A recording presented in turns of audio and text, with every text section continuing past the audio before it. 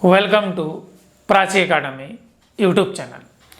पिछले झारखंड जीएस के क्लास में हम लोग झारखंड के प्रमुख राजवंश देख रहे थे, जिसमें से पिछले क्लास में हम लोग देखे थे सिंहभूम का कोल्हान राज्य यानी होदे साम्राज्य के बारे में। और मैंने कहा था कि जो अगला क्लास होगा वो हम लोग मानभूम क्षेत्र को लेकर के आएंगे। तो पहले मानभूम का चौहद्दी को समझिए, जो मानभूम कितना बड़ा एरिया में फैला हुआ था इस चीज को समझिए। यहाँ पे तो मैंने लिखा है मानभूम मतलब धनबाद, ठीक है। तो ये वर्तमान में मानभूम धनबाद में ही सिमट गया है, ठीक है। लेकिन ये जो मानभूम कितना दूर कहलाता था अंग्रेज के काल में, उससे पहले के समय में, ठीक है। तो याद रखिएगा इस चीज को कि ये जो धनबाद पूरा है वो धनबाद होगा, और बोकारो का कुछ हिस्सा जो पंचायत उंचेत वाला जो एरिया आता है, जहाँ पंचायत पात परियोजना है, तो पंचायत वाला एरिया जो हो गया। फिर हमारा पुरुलिया डिस्ट्रिक्ट का कुछ एरिया जो बॉर्डर वाला लाइन है, ठीक है, जैसे कि हेंसला है, झलदा है, ठीक है, तुलिन है, टोडांग है, ठीक है, पुस्ती है, कोडाडी है, ठीक है। तो ये जो बंगाल बॉर्डर और बिहार बॉर्डर, झारखंड बॉर्डर जो सटा हुआ एरिया जो था, ये पूरा जो एरिया हमारा क्या कहलाता था, मानभूम क्षेत्र कहलाता था, ठीक है। तो मानभूम में जाने से पहले थोड़ा सा हम लोग गिरिडीह के इसरी नामक जगह पर एक पहाड़ है, ठीक है, उस पहाड़ पर जाते हैं और वहीं से हम लोग मानभूम का स्टार्ट करेंगे। लेकिन याद रखिए गिरिडीह मानभूम में नहीं पड़ता था, लेकिन अब गिरिडीह मानभूम में नहीं पड़ता है, फिर हम गिरिडीह का क्या चर्चा कर रहे हैं, क्योंकि गिरिडीह से ही रिलेटेड है हमारा मानभूम। थोड़ा सा समझिएगा यहाँ पर कि मानभूम नक्शा में आया कैसे। तो इसके लिए सबसे पहले गिरिडीह जिला के नज़दीक में इसरी बस्ती है, तो इसरी बस्ती के सामने एक बड़ा सा पहाड़ है, जिस पहाड़ का नाम पड़ा है पारसनाथ, जिसको हम लोग कहते हैं पारसनाथ पहाड़ी या पार्श्वनाथ पहाड़ी कहते हैं, जो झारखंड का सबसे ऊंचा पहाड़ भी है, ठीक है। तो ये जो पारसनाथ पहाड़ी है, यहाँ पर 717 बीसी में जैन के 23वें तीर्थकर पार्श्वनाथ ने अपना निर्वाण को प्राप्त किया। और इस निर्वाण को प्राप्त करने के बाद ये जैन धर्म का संवेद शिखर कहा जाने लगा। तो देखिए यहाँ पर लिख दिए हैं पारसनाथ पहाड़ी जैन धर्म का संवेद शिखर कहा जाता है। इसरी के निकट, देखिए यहाँ पे इसरी लिखे हुए हैं, इसरी है, तो इसरी के निकट एक पहाड़ था, उसी पहाड़ पर हमारा पार्श्वनाथ जो हमारा जैन धर्म के 23वें तीर्थकर थे। अब पहला कौन था, ऋषभ देवता टक गया हमारा। तो कहने का मतलब ये 717 बीसी में हमारा ये क्या किए, निर्वाण को प्राप्त किए। और उसी समय से पारसनाथ पहाड़ी हमारा क्या कहा जाने लगा, जैन धर्म का संवेद शिखर, और ये एक बहुत ही पवित्र स्थल माना जाने लगा। अब ध्यान दीजिएगा, तो ये जो जैन धर्म तो गिरिडीह के इसरी पहाड़ पर, जिसको आज के डेट पे क्या कहते हैं, पारसनाथ पहाड़ कहते हैं, तो वहाँ जरूर उसका संवेद शिखर था, लेकिन एक्चुअली में जैन धर्म का प्रमुख केंद्र जो फैलाव था वो मानभूम में था। कहाँ पर था, मानभूम में था। और मानभूम जैन संस्कृति का केंद्र माना जाता था। मतलब वहाँ एक क्या बोलेंगे, साधु बाबा लोग का रहने का जगह था, और जो जैन धर्म अपना कर आते थे वो मानभूम में ना धनबाद क्षेत्र में अपना जीवन यापन करते थे, रहते थे यहाँ पर। मतलब कि यहाँ जो पब्लिक जैन अपनाता था, यहाँ पर पब्लिक जो जैन अपनाया था वो हमारा धनबाद क्षेत्र में रहते थे। तो आप देखिए, तो इसमें जो जैन धर्म का जो प्रमुख स्थल था मानभूम में, वो हमारा क्या है, पकबीरा, तुइसामा। ये तुइसामा आज के डेट पे तुलिन को कहते हैं, तुइसामा, देवली, ठीक है, पवनपुर, पलमा, अरसा, चर्रा, गोलमारा, बड़म, कर्रा, पर्रा, बलरामपुर और कतराश। एगो कर्रा इधर है हमारा, क्या बोलते हैं, उड़ीसा बॉर्डर में, वो कर्रा है, ये कर्रा है, याद रखिएगा। उड़ीसा बॉर्डर की तरफ जाइएगा, जो राउरकेला की तरफ, ठीक है, तो वहाँ पर कर्रा मिलेगा, ये होठ नहीं रहेगा, ठीक है। और ये क्या, कर्रा। तो ये हमारा, तो ये कुछ हिस्सा आपका जो है बंगाल में है अभी वर्तमान में, पुरुलिया डिस्ट्रिक्ट में पड़ता है, कुछ हिस्सा हमारा धनबाद और कुछ हिस्सा बोकारो में। तो ज़्यादातर इसमें जो भी दिख रहा है, ठीक है, जैसे कतरास हमारा, बलरामपुर हमारा, ये बलरामपुर थोड़ा सा ये बंगाल बिहार बॉर्डर पड़ जाता है, बलरामपुर, ठीक है, ये बंगाल और धनबाद का बॉर्डर पड़ जाता है। कर्रा हमारा क्या बोलते हैं ये मैंने कि पुरुलिया और बोकारो का बॉर्डर पड़ जाता है। चर्रा भी है, पवनपुर है, देवली है, तुइसामा है, पकबीरा है, ठीक है। तो ये सब जो है मानभूम का प्रमुख जैन स्थल था। ये सब क्या था? प्रमुख जैन स्थल था। और यहाँ पर देखिए इसका और एक चीज है, कसाई और दामोदर घाटी नदी घाटी में, कसाई नदी घाटी और दामोदर नदी घाटी का जो मानभूम क्षेत्र है, जैसे दामोदर नदी तो हमारा बहुत दूर से चला है ना, हमारा कसाई नदी भी बहुत दूर से चला है, तो कसाई और दामोदर नदी का जो नदी घाटी में जो मानभूम क्षेत्र आता है, जब मानभूम क्षेत्र में दामोदर और कसाई आ जाता है तो उस नदी घाटी में हमारा जैन धर्म का बहुत सारा अवशेष मिला है। और इससे भी प्रमाण होता है कि मानभूम क्षेत्र जैन धर्म का प्रमुख केंद्र हुआ करता था, ठीक है। उसके बाद देखिए मानभूम और हजारीबाग, ये हजारीबाग का चर्चा कर रहे हैं कि हजारीबाग मानभूम में नहीं आता है, लेकिन मानभूम का जो राजा था हजारीबाग पर भी कंट्रोल किया था शुरुआत में, ठीक है। तो ये जो मानभूम और हजारीबाग क्षेत्र मुगल के संपर्क में कब आया, तो ध्यान दीजिएगा, जब मुगल के संपर्क में कब आया तो 1590-1591 में, ठीक है। तो 1590-1591 में अकबर का सेनापति जो था, ठीक है, हमारा मान सिंह, राजा मान सिंह अकबर का, ठीक है।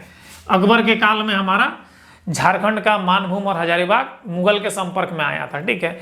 और 1590-91 के समय में राजा मान सिंह जब मिदनापुर, बंगाल मिदनापुर जा रहे थे तो वह हजारीबाग और मानभूम होते हुए गुजरे थे। और उसी समय मानभूम के पर्रा, यहाँ पे पर्रा लिखे हैं, पर्रा होगा, पर्रा और तेलकुप्पी, पर्रा और तेलकुप्पी ये दोनों मानभूम में ही है, दोनों क्षेत्र, ठीक है। मानभूम तो धनबाद में ही है, पर्रा और तेलकुप्पी, ठीक है। आज के डेट में भी तेलकुप्पी जगह का नाम है धनबाद में, ठीक है। तो पर्रा और तेलकुप्पी के मंदिरों का जीर्णोद्धार किया। साथ ही साथ पंचेत राज, पंचेत राज क्या कैसे बना था, तो मानभूम के राजा से त्रस्त होकर वहाँ के जो एक जनजाति थे, सबर जनजाति, वो भाग करके पंचेत आए थे, पंचेत में एक राज्य का स्थापना किए थे। तो पंचेत जो है, ठीक है, तो पंचेत पर जो किला का निर्माण किए थे वो हमारा कौन किए थे? राजा मान सिंह ने किए थे। कौन किए थे? राजा मान सिंह। ये राजा मान सिंह कौन थे? अकबर का सेनापति थे, मान वंश का राजा नहीं है, याद रखिएगा ये चीज। ये क्या कौन है? हमारा मान वंश के राजा नहीं है, बल्कि ये अकबर का सेनापति मान सिंह है, ठीक है, जोधा का भाई मान सिंह, ठीक है। अब ध्यान दीजिएगा, जो इन्होंने पर्रा और तेलकुप्पी में मंदिर का जीर्णोद्धार किया, साथ ही साथ पंचेत में किला का भी निर्माण कराया। और इसका जो जिक्र है, ये जो 1990-91 में जो पर्रा तेलकुप्पी का मंदिर का जीर्णोद्धार, मानभूम और हजारीबाग जो हमारा मुगल के संपर्क में आया, तो इसका जिक्र कहाँ पर मिलता है? तो अबुल फजल द्वारा लिखित पुस्तक आईने अकबरी, ध्यान दीजिएगा, अबुल फजल अकबर के दरबारी कवि थे, वो अपने पुस्तक आईने अकबरी में ये लिखा है कि हजारीबाग का दो क्षेत्र क्षय और चंपा मतलब कि परगना के रूप में बिहार सूबा में शामिल था। और इसका जो टैक्स था सालाना 15,500 रुपया था। सालाना टैक्स क्या है? 15,500 रुपया था। और ये क्षय और चंपा, ये याद रखिएगा, क्षय और चंपा, ये दो क्षेत्र जो था परगना के रूप में बिहार सूबा में शामिल था, ठीक है, बिहार सूबा में शामिल था। और इसका जो सालाना टैक्स था वो 15,500 रुपया था। इसका जिक्र हमारा अबुल फजल जो अकबर का दरबारी कवि था उसके लिखित पुस्तक आईने अकबरी में इस चीज का क्या हमारा जिक्र है। इसके बाद मेरे भाई ध्यान दीजिएगा, मानभूम में छोटे मोटे जो राजा थे और जमींदार प्रेजेंट थे। मानभूम में छोटा मोटा राजा लोग था, या तो राजा रजवाड़ा था या तो जमींदार लोग था, ठीक है। तो और याद रखिएगा, ये जो मानभूम का जितना भी राजा या जमींदार था खास करके, ठीक है, मानभूम का जितना भी राजा और जमींदार था, ये लोग मुगल के काल में मतलब कोई भी मुस्लिम शासक का आधिपत्य स्वीकार नहीं किया था, मतलब कि इसको गुलाम नहीं बना पाया था। नोटिस करने वाली बात है, बिहार गुलाम बन गया। हमने हो देशम के बारे में भी बताया था, झारखंड का हो देशम, उसको भी मुगल गुलाम नहीं बना पाया था, अंग्रेज गुलाम बनाया था। यहाँ पर भी मानभूम को ध्यान दीजिएगा, अंग्रेज ही गुलाम बनाया है। ठीक है, मुगल और जितने भी मुस्लिम आक्रांता थे, मुस्लिम आक्रांता याद रखिएगा यहाँ पे, तो मतलब जितने भी मुस्लिम आक्रांता जो यहाँ पर क्या किए, आक्रमण किए, झारखंड के मानभूमि को कैप्चर नहीं कर पाए। नोटिस करने वाली बात है, बिहार सूबा को किया, बंगाल को किया, मानभूम और क्या था हमारा होदेशम, पोरहाट राज्य, इस सबको मैंने कि कैप्चर नहीं कर पाया था मुस्लिम आक्रांताओं ने, जो भी मुस्लिम भारत पर आक्रमण किए थे। मतलब कि हमारा झारखंड मध्यकालीन भारत में लगभग स्वतंत्र था, जिसमें से हजारीबाग का छय और चंपा ये दो जो सूबा था ये हुआ था, और तुम्हारा पलामू का कुछ अंश कैप्चर हुआ था मुगल के कैप्चर में। लेकिन जो एक्चुअल झारखंड जो कहते हैं हम लोग, ठीक है, तो हमारा एक्चुअल झारखंड कौन था, सल्तान परगना होता है, हमारा मानभूम होता है और हमारा कोल्हान होता है।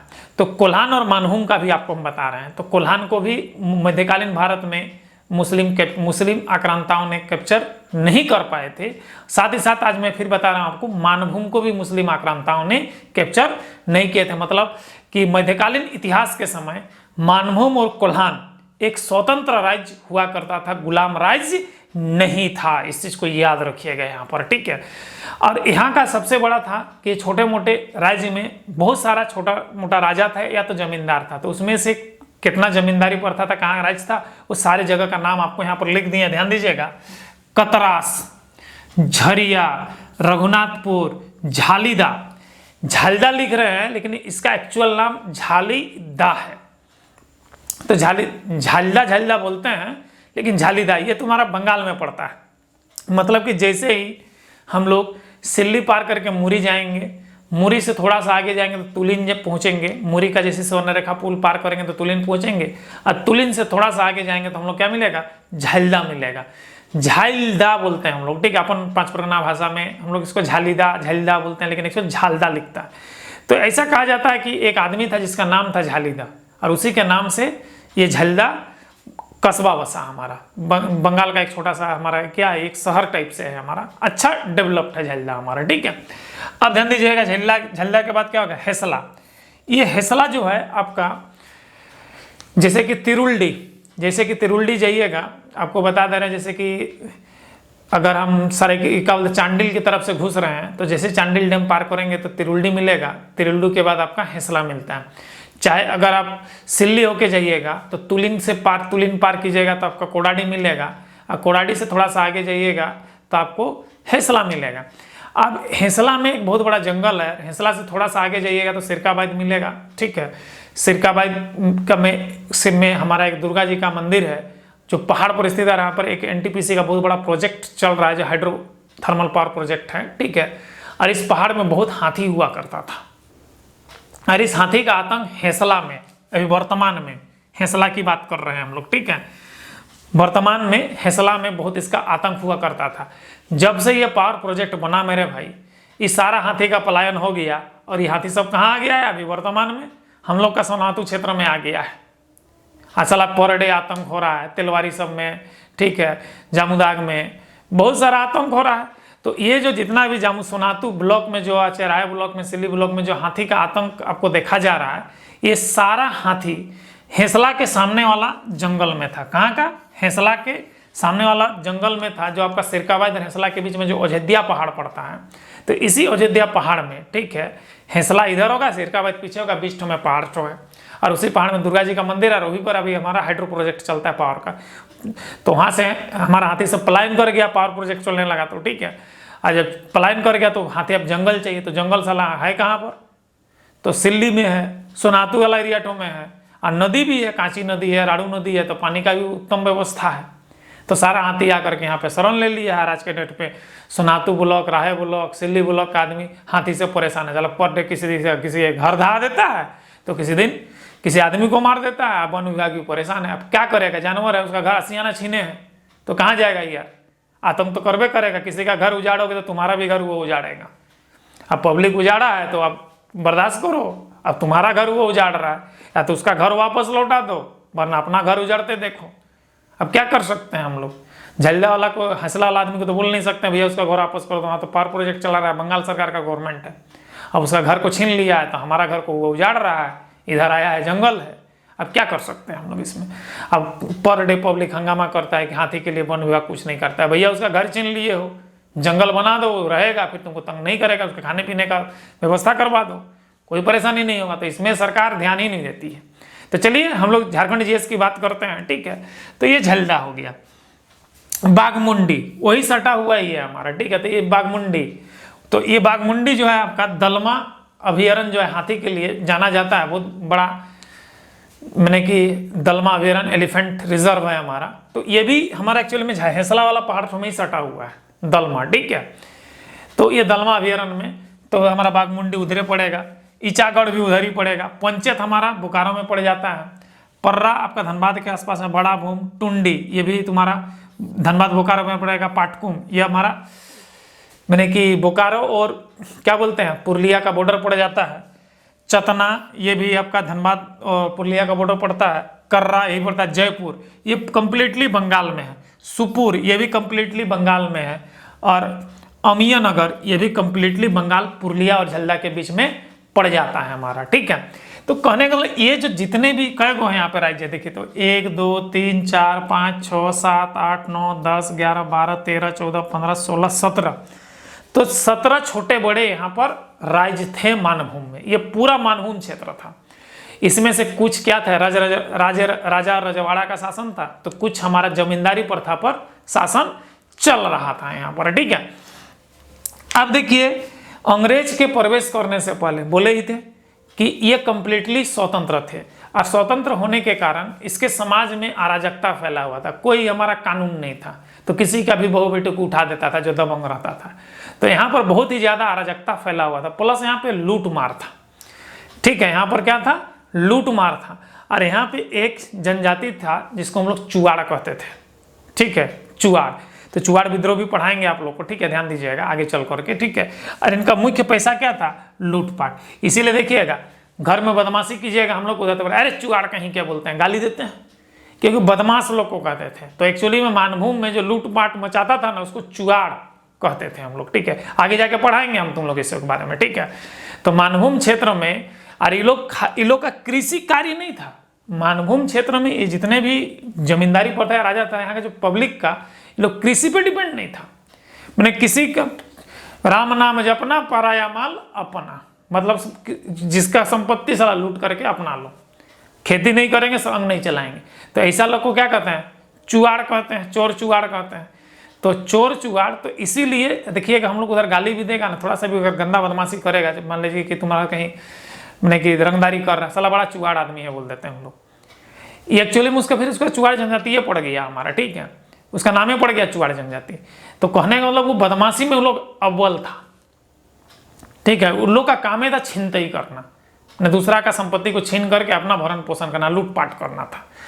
तो कहने का मतलब इन लोग को गुलाम भी नहीं बना पाया था। तो आगे चल करके पढ़ाएंगे, फर्गूसन जो आया था जब यहाँ पर कैप्चर करने आया तो देखा कि यहाँ पर सैन्य आक्रमण हम करेंगे तो यह सफल नहीं होगा, यहाँ पर हमको बंदोबस्त करना होगा, परमानेंटली थाना स्थापित करना होगा। और इसीलिए उन्होंने बलरामपुर में एक सैन्य टुकड़ी को परमानेंटली स्थापित कर दिया और एक थाना बना दिया था, और उसी से वो लोग टैक्स वसूलता था। तो ये जाकर के अगला क्लास में आप लोग को हम पढ़ाएंगे। तो आज हम लोग इतना ही देखें कि ये जो मानभूम क्षेत्र था इसका विस्तार कितना दूर तक था, और ये मानभूम मध्यकालीन भारत में कंप्लीटली गुलाम नहीं बना था, कंप्लीटली क्या था, ये स्वतंत्र था। और याद रखिएगा और एक चीज बता दे रहे हैं, मानभूम को कैप्चर करने में अंग्रेज को 2 दशक लगा था, मतलब 20 साल लगा था कंप्लीटली कैप्चर करने में। क्या क्या चोर चुगाड़ था, छीनते ही करता था। ये लोग क्या किया था ना, जब फर्गूसन ने यहाँ पर अटैक किया था ना, आप लोग को हम बता दे रहे हैं, तो ये लोग युद्ध नहीं करना चाहता था, तो सब जंगल में भाग गया था। और जैसे ही अंग्रेज आता था ना, साला लूट करके फिर जंगल में घुस जाता था। अंग्रेज को जंगल का अनुभव था नहीं, साला पकड़ ही नहीं पाता था। लास्ट में बोला कि साला लोग को अटैक करना तो बड़ा मुश्किल है, ये लोग तो जंगल में जाकर छुप जाता है। तो सबसे अच्छा है कि यहाँ का कुछ राजा को मजबूरन बंदोबस्त करवाएंगे और वार्षिक सालाना कुछ टैक्स तय करेंगे, और ये लोग यहाँ पर हम एक थाना एस्टेब्लिश करेंगे ताकि इस पर कंप्लीटली ध्यान रख सकें और कानून व्यवस्था को बना सके। थाना एस्टेब्लिश करके धीरे धीरे वो अपना रॉयल्टी बंदोबस्ती करने लगा जमींदार सब पर, ठीक है। और इसका सबसे बड़ा देखिए क्या हुआ था, जब फर्गूसन आया तो झाड़ग्राम में बहुत ज़्यादा कत्लेआम मचाया था। मेदिनीपुर रेजिडेंट से जब पढ़ाए थे होदे साम्राज्य में, ठीक है, कि मेदिनीपुर रेजिडेंट से जब फर्गूसन आया और जैसे ही झाड़ग्राम पहुंचा तो झाड़ग्राम के राजा के साथ भीषण युद्ध किया था, बता चुके हैं इस चीज़ के बारे में, और बहुत भयंकर नरसंहार किया था। इसमें डर के कारण से बहुत सारे मानभूम का छोटा मोटा जो राजा लोग था ना, आत्मसमर्पण कर दिया था और अपना बंदोबस्त करा लिया था, और वो लोग टैक्स देने के लिए राजी हो गया था। लेकिन यह देखा कि इसको कैप्चर करने में मैंने कि क्या बोलते हैं, कोल्हान को और मानभूम को, क्योंकि कोल्हान में भी जो था, जो हमारा हो लोग जो था, जिसको हम लोग क्या कहते हैं, लड़ाका हो कहते थे, ठीक है, लड़ाका आदिवासी जिसको कहते थे, और यहाँ पर किसको, इधर का को क्या कहते थे, चुवाड़ कहते थे। तो दोनों को कंट्रोल करने में 2 दशक लगा था अंग्रेज को, यहाँ पर कोल्हान का भी और मानभूम का भी, कि दोनों तरफ लोग दोनों स्वतंत्र रहा था, कभी गुलाम नहीं बनाता था। इसीलिए दोनों जगह पर इनको थाना एस्टेब्लिश करना पड़ा, टुकड़ी स्पेशल हमें कमांड बैठाना पड़ा, नहीं कि एक बार अटैक करके बंदोबस्त करा दिए चल जाएंगे मेदिनीपुर रेजिडेंट शासन करेंगे, ऐसा नहीं हो पाने लगा। कि लोग जाता था तो लोग फिर लूट मार मचा करके साला जंगल भाग जाता था। बस समझ रहे हैं मेरा बात को। तो कहने का मतलब हम लोग आज इतना यहाँ पर पढ़े कि मानभूम पर जैन धर्म का प्रमुख केंद्र हुआ करता था। इसका जो प्रमाण मिला है जो है हमारा किस नदी के किनारे, कसाई और दामोदर नदी के घाटी के किनारे जो मानभूम क्षेत्र पे आता है, तो जैन धर्म का बहुत सारा अवशेष मिला है। साथ ही साथ इसका पूरा विस्तार जो देखे तो कहाँ कहाँ था, कतरास, झरिया, रघुनाथपुर, झैल्दा, हेसला, बागमुंडी, इचागढ़, पंचेत, पर्रा, बड़ा भूम, टुंडी, पाटकुम, चतना, कर्रा, जयपुर, सुपुर और अमीयनगर था। इतना सारा जगह पर इसका विस्तार था। और इन लोग का मेन जीविका का साधन क्या था, कृषि नहीं था, क्या था, लूटपाट करना था। और इसीलिए इन लोग को यहाँ के जो जनजाति थे उसको क्या कहा जाता था, चुवाड़ कहा जाता था। तो आगे जाकर के हम लोग चुवाड़ विद्रोह भी पढ़ेंगे। आशा करते हैं कि आज का क्लास आप लोगों को अच्छा लगा है। अगर अच्छा लगा तो यहाँ पर एक लाइक बनता है। साथ ही साथ मेरा आने वाला वीडियो देखने के लिए इस चैनल को सब्सक्राइब कर लीजिए। आज के लिए इतना ही, बाय, जय हिंद।